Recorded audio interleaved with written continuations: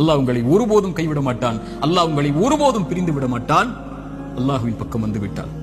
அல்லாஹ் உங்களை ஒருபோதும் வேதனை அடைவதை, உங்கள் கண்கள் கண்ணீர் வடிப்பதை, உங்கள் உள்ளம் நெருக்கமாகுவதை, உங்கள் உள்ளம் உடைக்கப்படுவதை இறைவன் ஒருபோதும் பார்த்துக் கொண்டிருக்க மாட்டான்.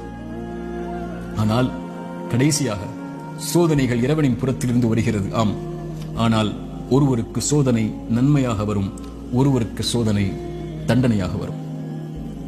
நபிமார்களுக்கு சோதனை வந்தது என்று சொன்னேன். எல்லா நபிமார்களுக்கும் சோதனை வந்தது. அந்த சோதனைகள் அவர்களை தூய்மைப்படுத்துவதற்காக, அவர்களை சுத்தப்படுத்துவதற்காக, அவருடைய அந்தஸ்தை அல்லாஹ்விடத்திலே உயர்த்துவதற்காக, ஈமானில் அவர்களை உறுதிப்படுத்துவதற்காக, எல்லாவற்றையும் கொண்டும், உலகத்தை கொண்டும், மார்க்கத்தை கொண்டும், தீனை கொண்டும் அல்லாஹ் சோதித்துக் கொண்டே இருந்தால் அவனின் பக்கம் அவர்களை நெருக்கமாக்கி கொண்டு வருவதற்காக. அது நிஅமா, அது அருள். அந்த சோதனை அருள்.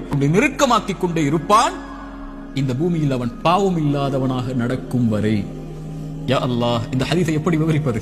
இந்த குறுகிய சிறிய நேரத்தில் இன்ஷா அல்லாஹ் வாய்ப்புகள் வரும்போது இந்த ஹதீஸை விவரிக்கிறேன்.